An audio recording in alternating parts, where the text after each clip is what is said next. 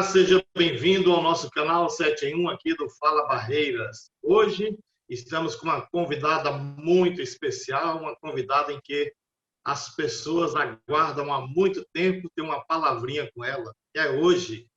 Estamos com a secretária de Educação de Barreiras, Kátia Alencar. Kátia foi minha colega de escola, uma amiga pessoal, uma pessoa que eu gosto muito, uma pessoa que eu admiro pelo grande trabalho que ela desempenha e pela pessoa que ela é. Então, Kátia, seja bem-vinda aqui ao nosso Fala Barreiras. Boa tarde, Osmar. É um prazer imenso. Você nos deve uma visita, né, ao grupo de formandos do Colégio Padre Vieira aí, de 1985. E olha que vai longe, né, meu amigo? Mas estamos aí. Estou à sua disposição, sempre estive, para falar de educação, para falar de amizade, para falar do que nos une, né? Eu sei que você é um comunicador, um educador por essência, e estou à sua disposição. Muito obrigado, Kátia. Bem, secretária, a questão da nossa conversa é devido a esse grande problema que nós estamos vivendo no momento, essa pandemia do coronavírus. E por causa dela, nós estamos aí há bastante tempo já sem aulas, não só aqui em Barreiras, como no mundo, no Brasil, né? Algumas cidades já retomaram. Há poucos dias, nós aqui do Fala Barreiras recebemos algumas informações de que 2 das universidades locais estariam se preparando aí para retornar às aulas, inclusive já solicitando de alguns residentes em outros municípios, alunos que moram em outros municípios, para virem para Barreiras, a fim de ficarem em quarentena, pelo menos por 15 dias. E diante disso, Kátia, inicialmente eu gostaria de saber, não só eu, como as pessoas que acessam Fala Barreiras, quando voltam as aulas para as escolas municipais? Já tem uma data definida? E quanto a essas universidades particulares, elas têm autorização para o retorno das aulas presenciais? Olha, eu falo pela educação municipal e pelo Conselho de Operações Emergenciais em Covid, né, em combate ao Covid, da qual a Secretaria de Educação participa, fazendo alusão aí também às instituições de ensino superior de Barreiras, né? Você falou em 2 universidades que já estão convocando os alunos. Elas ainda não têm autorização para funcionar. Elas têm autorização do Conselho Nacional de Educação, do Ministério da Educação, para funcionar com atividades remotas até 31 de dezembro. No âmbito do município de Barreiras, elas ainda não têm autorização para trazer os alunos para a sala de aula. O COI, o Comitê Operacional, é quem vai analisar as propostas. A última proposta que nós recebemos, inclusive eu defendo o retorno das universidades, sim, de forma escalonada. A última proposta que nós recebemos,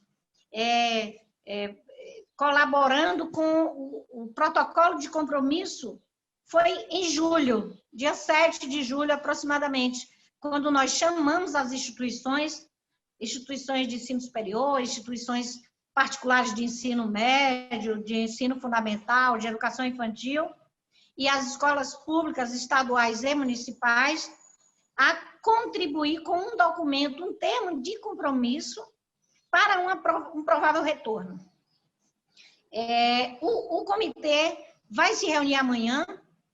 Hoje era o dia de se reunir ordinariamente, mas como nós temos um compromisso no mesmo horário, essa reunião ficou para amanhã, por volta das 18 horas da tarde. Então, se as universidades particulares terão autorização ou não para retornar no âmbito do município, somente amanhã que a gente vai discutir, analisar a proposta no comitê. Eu não recebi, geralmente a Unidom e a Unifasb encaminham para a Secretaria de Educação a solicitação para se reportar ao COI. Até o momento, eu não recebi uma nova proposta, uma reposição de cronograma, né? De aulas. A gente sabe da necessidade, mas também sabe dos riscos, que é trazer e fazer circular, Osmar, contando aí, ensino médio, a educação básica apenas, 37 mil alunos. Só Barreiras tem mais de 24 mil alunos matriculados na sua rede. Então, é uma responsabilidade muito grande. A gente sabe, está acompanhando esse vai e vem de retorno de aulas aí no país, no mundo. A gente sabe que tem estados que tentaram retornar e com uma semana e meia, tiveram que novamente suspender, por conta justamente da facilidade com que é fazer com que, no âmbito da educação básica, volto a frisar, 37 mil alunos circulem, né? Transporte, além dos servidores, né? Professores, o motorista do transporte escolar. Então, Barreiras só vai retornar às aulas depois que as autoridades sanitárias de saúde deliberar por questões de biossegurança, de segurança no âmbito das escolas. A gente tem construído um protocolo de compromisso com essa finalidade. Estamos preparando as escolas do município, estamos nos preparando para receber os alunos, tão logo nos seja autorizado, mas se você me perguntar aqui agora em setembro, eu lhe digo categoricamente que não. Em setembro, a escola municipal não retorna. Se as universidades particulares vão retornar, ou as escolas particulares, vai depender da deliberação do COI e, obviamente, de um decreto, né, do Poder Executivo local. Ótimo, Kátia. São algumas questões que a gente tinha que debater aqui, exatamente, né? Essas questões que, na atualidade, elas inquietam aí alguns educadores do município, que muitos deles, inclusive, têm me confessado que querem voltar a trabalhar, mas querem voltar com uma certa segurança, né? Que é o necessário, para não colocar em risco aí a vida nem deles, dos professores, e nem dos alunos, e muito menos também das pessoas que trabalham como porteiro, como zelador, e assim por diante. Então, inclusive, até uma professora brincando comigo aqui lembrou aí de uma frase do prefeito de São Paulo que disse que se a gente não consegue nem controlar o piolho na sala de aula, quanto mais a Covid-19, né? É meio complicado isso. Eu até contesto um pouco, viu? Nas escolas, até que a gente consegue controlar o piolho, porque quando tem um aluno com piolho, você simplesmente faz um bilhetinho para a família ou pede à família que o mantenha em casa até que se cure, até que se trate, e depois de tratado a gente o retorna para a escola. Ao passo em que solicita também às outras mães, às outras famílias que verifiquem a cabeça de seus filhos, né? Eu acho que, analogamente, a volta pós-pandemia também vai ser nesses termos. Nós não podemos pensar, do ponto de vista de gestão macro, no cancelamento do ano letivo. Eu acho uma temeridade, né? Aí já falando tecnicamente, nós temos que pensar no retorno, mas no retorno com segurança. No retorno que os alunos possam ser monitorados, os servidores possam ser monitorados. A gente sabe que tem um grupo de servidores que é já da área de risco, ou que tem comorbidade, que não pode voltar. Esse, sim, vai ser o último a regressar.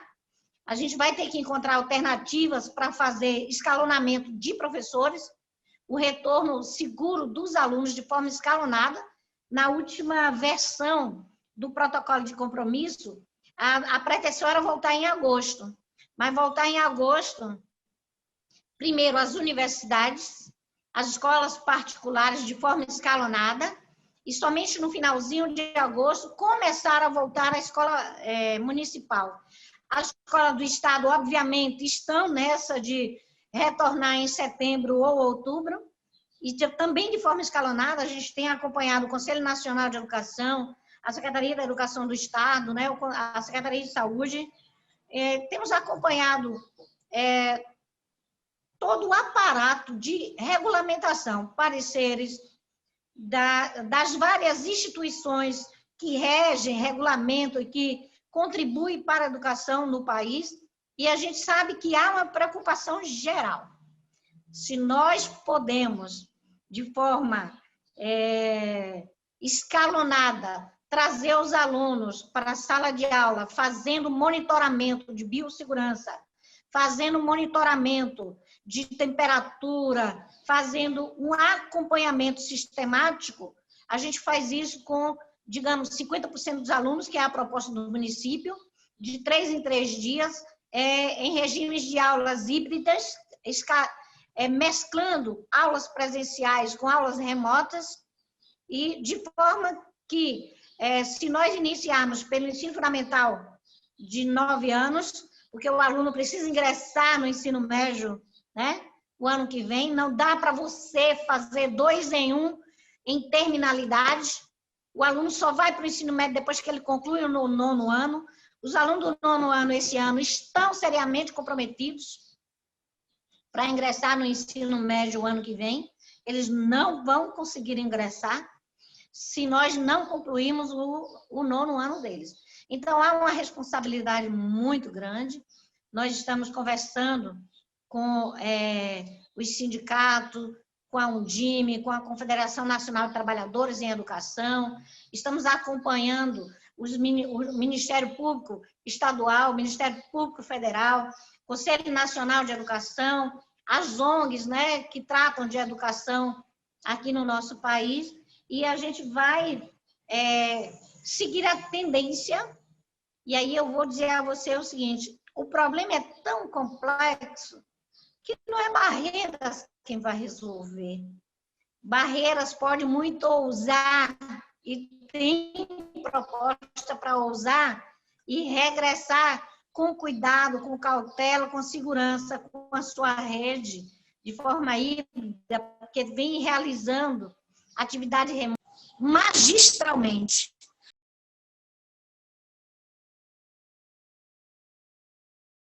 Olha, os infectologistas, eles têm dito que as comorbidades, elas agravam os sintomas do Covid, e por isso as pessoas acabam necessitando de internamento, né, de respiradores, de UTI, etc.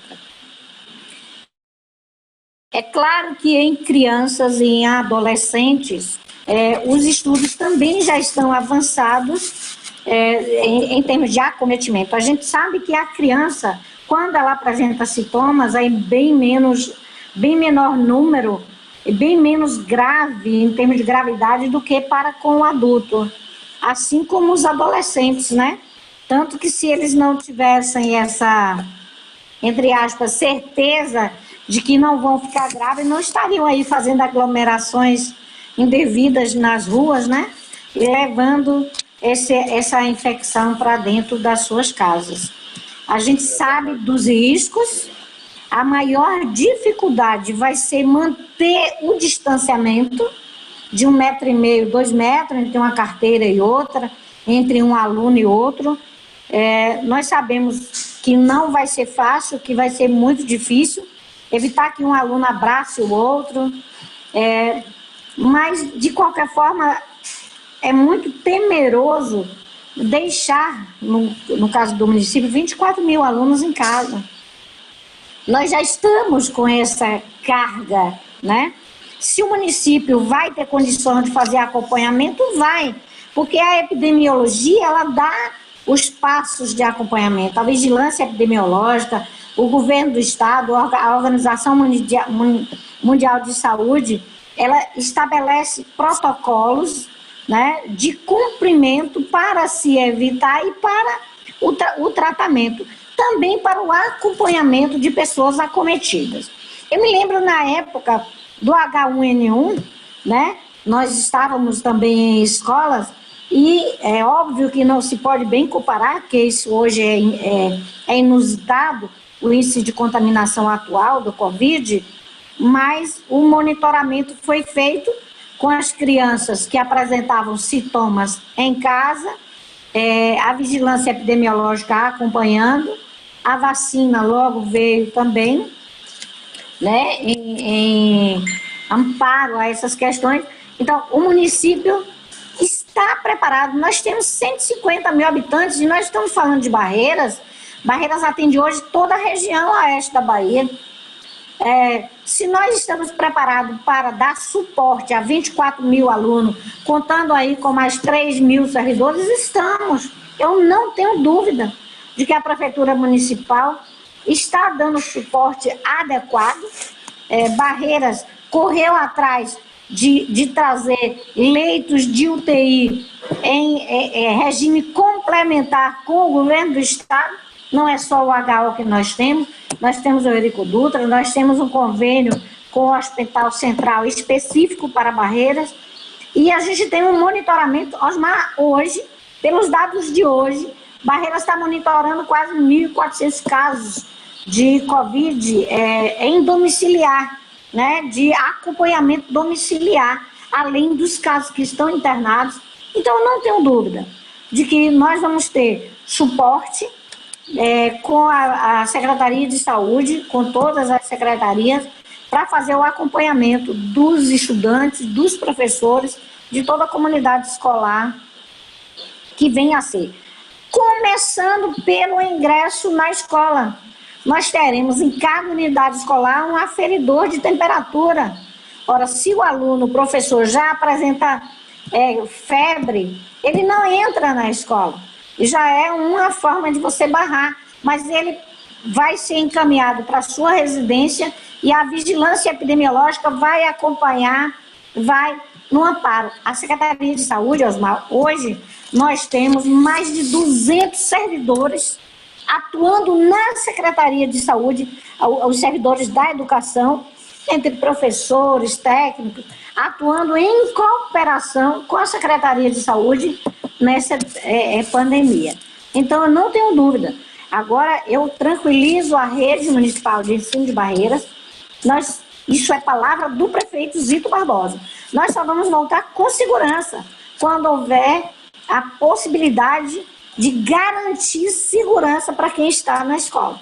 Seja na higienização das salas, no controle, na aferição de temperatura, no controle epidemiológico, seja na oferta de aulas híbridas, né, com todo o protocolo de compromisso que a gente tem construído e vai novamente reapresentar caso a reunião do COI sinalize para que a partir de setembro, outubro, a gente possa reapresentar novas propostas de datas para o retorno. Mas quando nós tivermos a data... A respeito disso, Kátia, a questão das datas. Quando nós tivermos uma data, né? Quando nós tivermos uma data, Osmar, a primeira coisa que a gente vai fazer é chamar a comunidade escolar para a averiguação das propostas que já foram construídas, né, ao longo de todo esse período que, eu costumo dizer, as aulas foram suspensas, né, presencialmente, mas a escola não parou, a educação não parou. A gente tem trabalhado arduamente para garantir esse retorno. Perfeito. 2020 está totalmente comprometido. E se a gente não sabe, já que setembro não volta, possivelmente outubro, como é que será feito isso, Kátia, esse ajuste para que 2021 também não venha a ser prejudicado?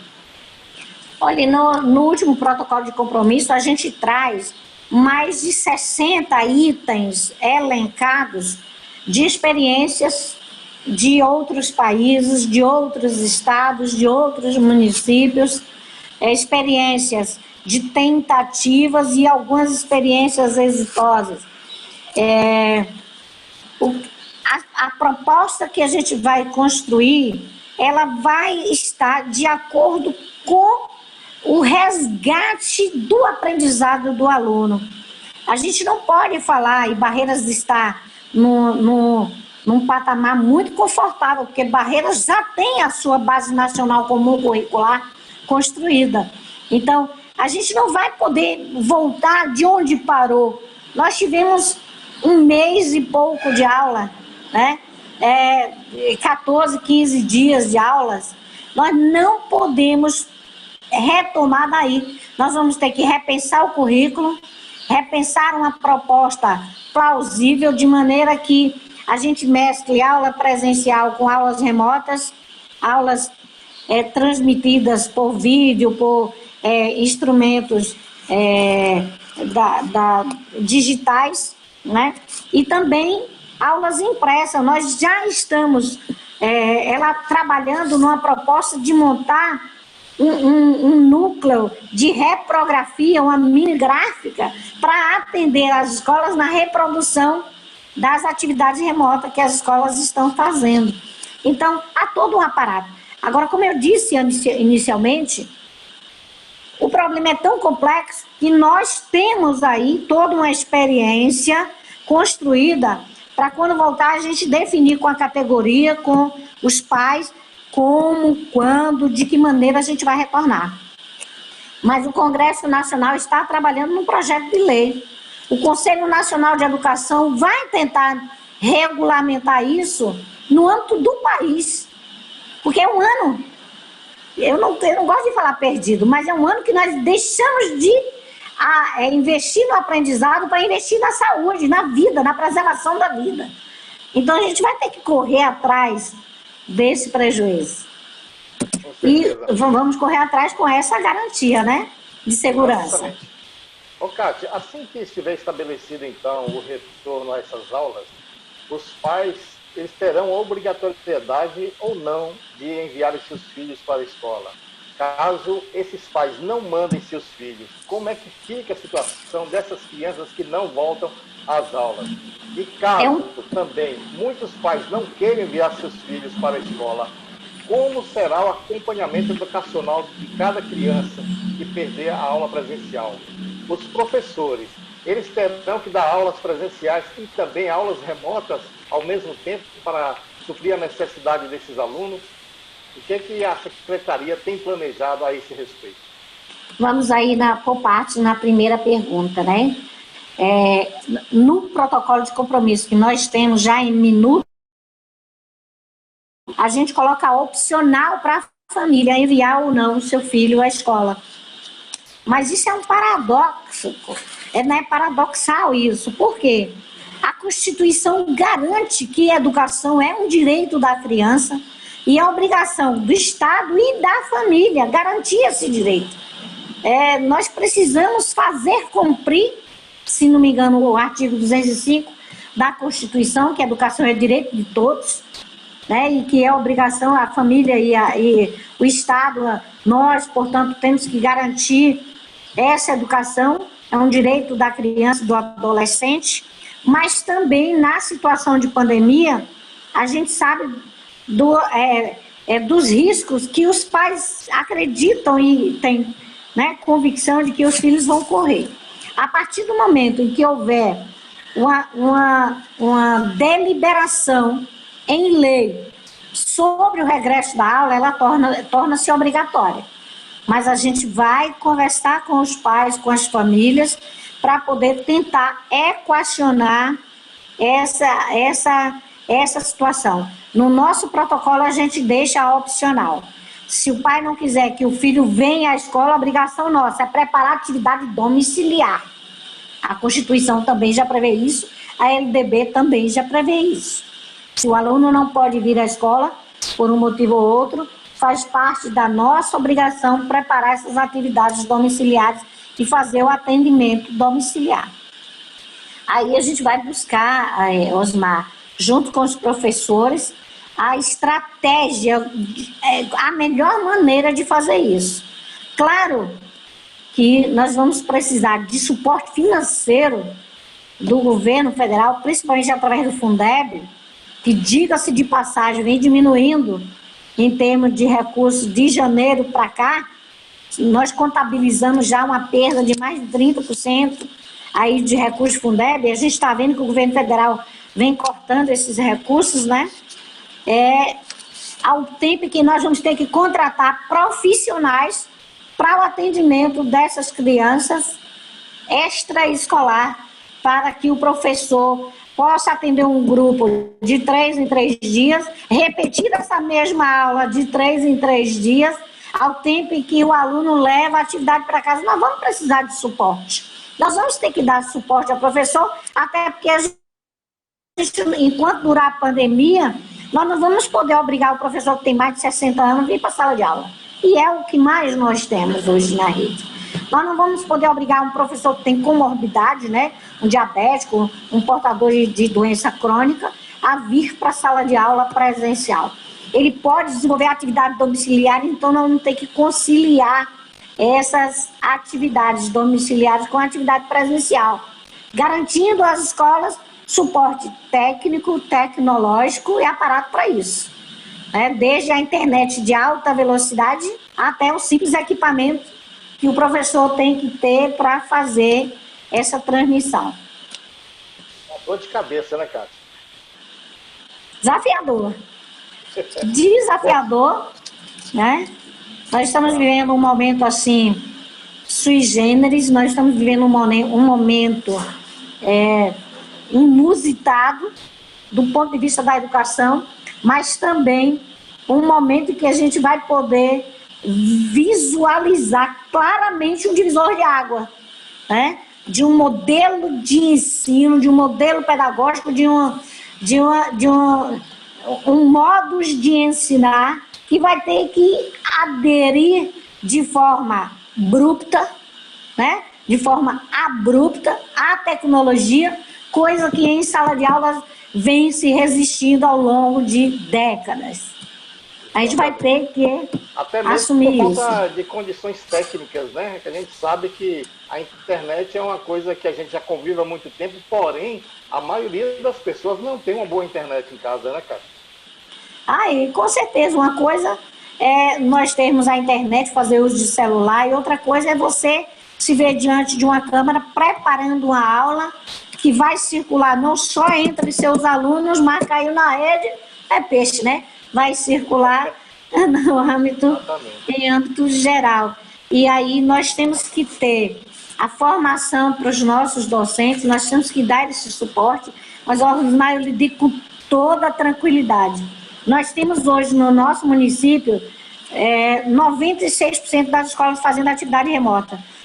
Nós estamos assim, embevecidos, né, envaidecidos até de quantas experiências exitosas nós já temos na nossa rede de atividade remota, desde a educação infantil, que não é obrigatória, até o ensino fundamental de 9 anos. Experiências fantásticas, e que nós estamos preparando isso para socializar com todos os docentes. Nossa, é um dado interessante que muitas pessoas não sabiam. Kátia, é diferente trabalhar com criança, que é muito mais complicado do que trabalhar com adulto. Isso a gente sabe, né, que criança fica difícil de você segurar a emoção dele. Criança, quando vê o professor, ele quer abraçar, quer beijar, essa coisa toda. Mas em relação à educação para adultos, Kátia, no caso dos cursinhos preparatórios para Enem, concursos e também para vestibular, que trabalha com esse público mais adulto, esse pessoal terá um tratamento especial?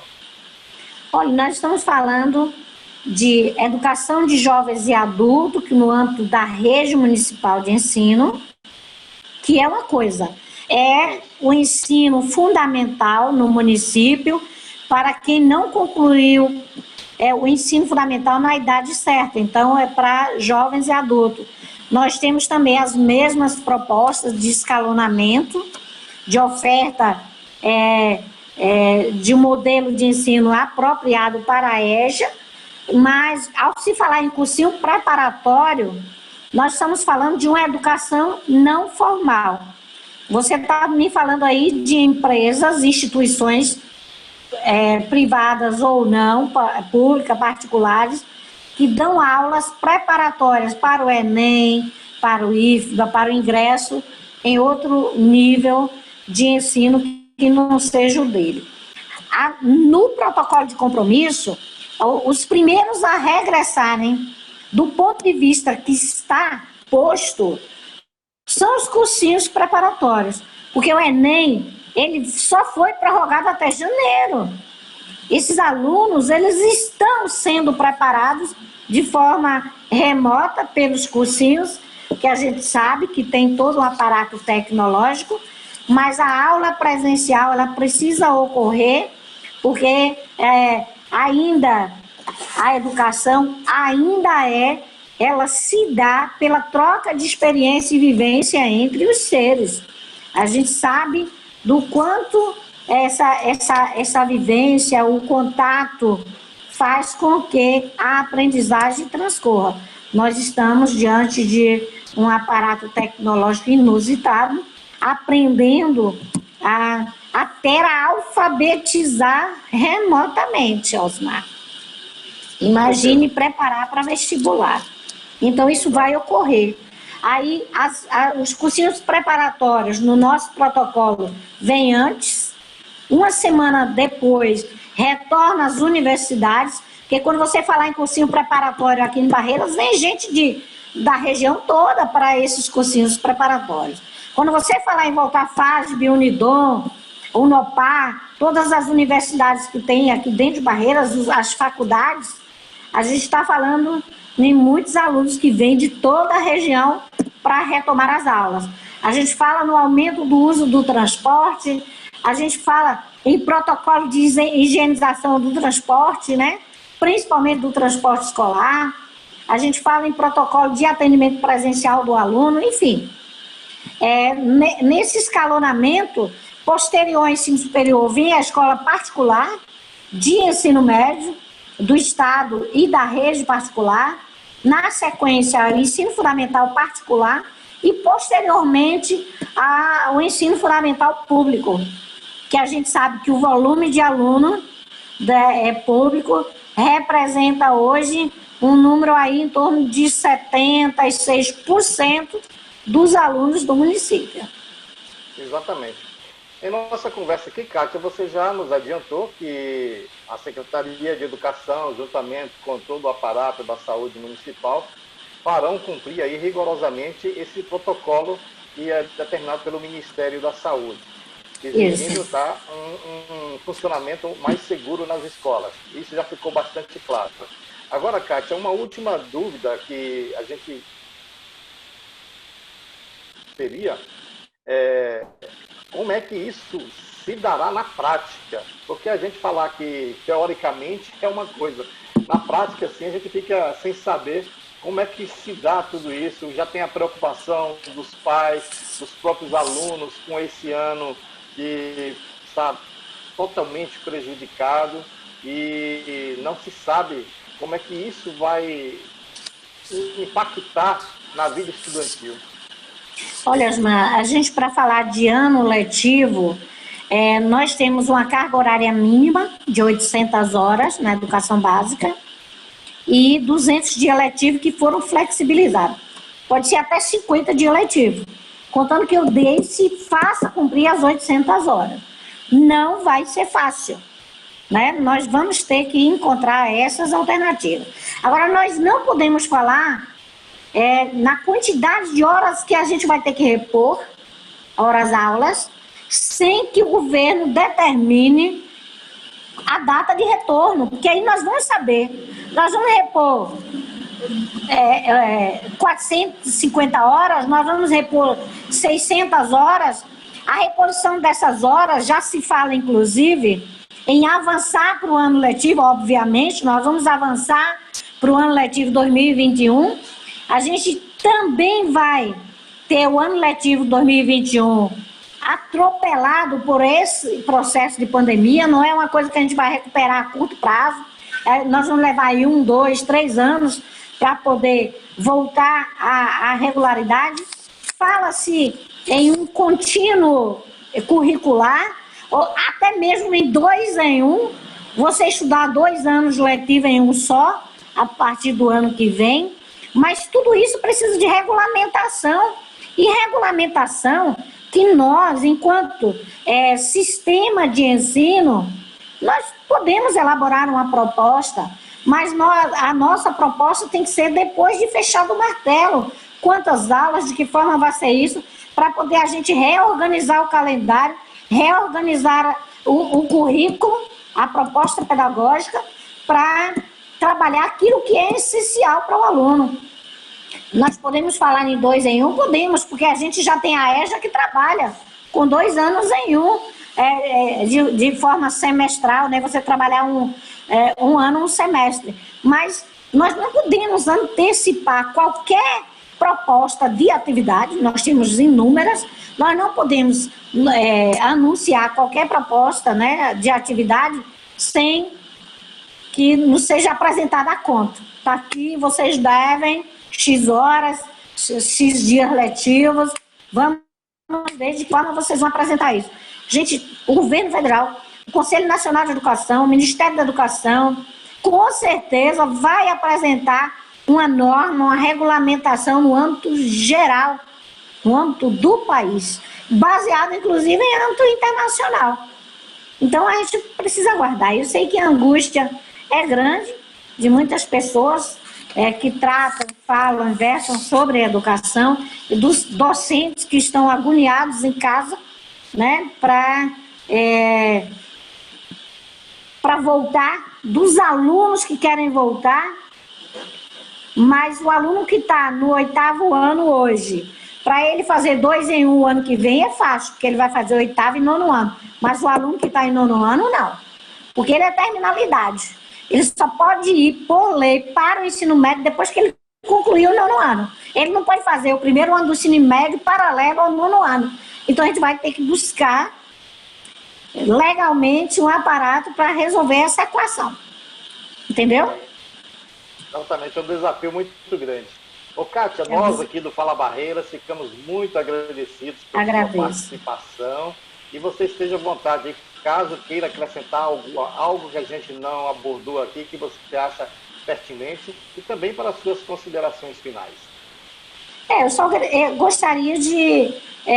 qualquer instituição particular, a gente sabe que a rede particular é a que está sendo mais atingida por esse processo de pandemia. A gente não tem dados, mas as escolas de educação infantil, elas estão altamente prejudicadas, com certeza muitas não vão retornar.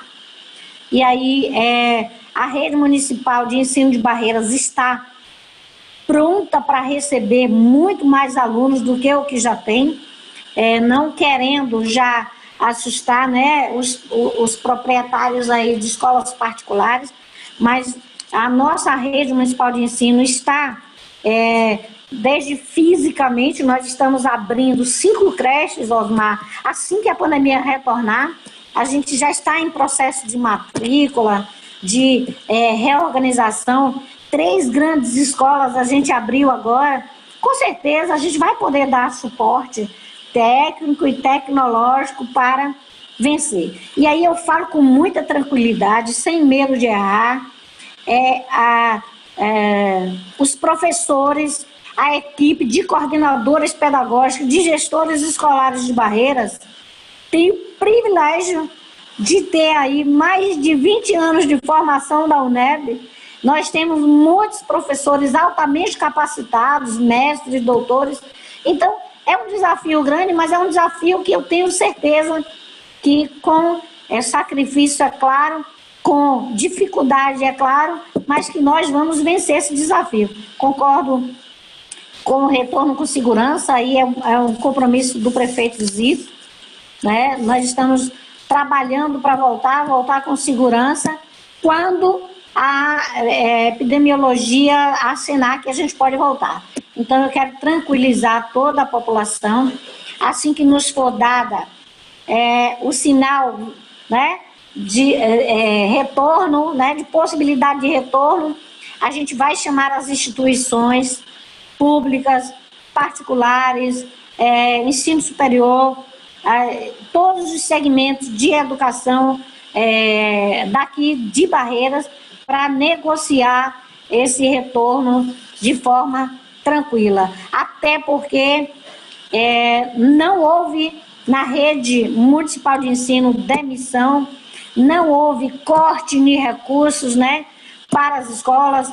As escolas estão trabalhando com o PDDE, com sua caixa escolar, recebendo material, equipamento do município, e nós vamos dar suporte desde a implantação de lavatórios, o fornecimento de termômetro para aferição de temperatura, para todas as escolas da rede, sem sombra de dúvida. E a escola particular tem que estar preparada para isso também. Por isso é que a gente está articulando, né? Nós estamos cumprindo o regime de colaboração que é previsto também na Constituição, em articulação com o governo do Estado, com o governo federal e com o governo municipal para fazer a educação acontecer aqui. Então, eu é que agradeço a você, Osmar, ao seu blog, aí, ao site Fala Barreiras. Estou à disposição para quaisquer esclarecimentos que se fizer necessário.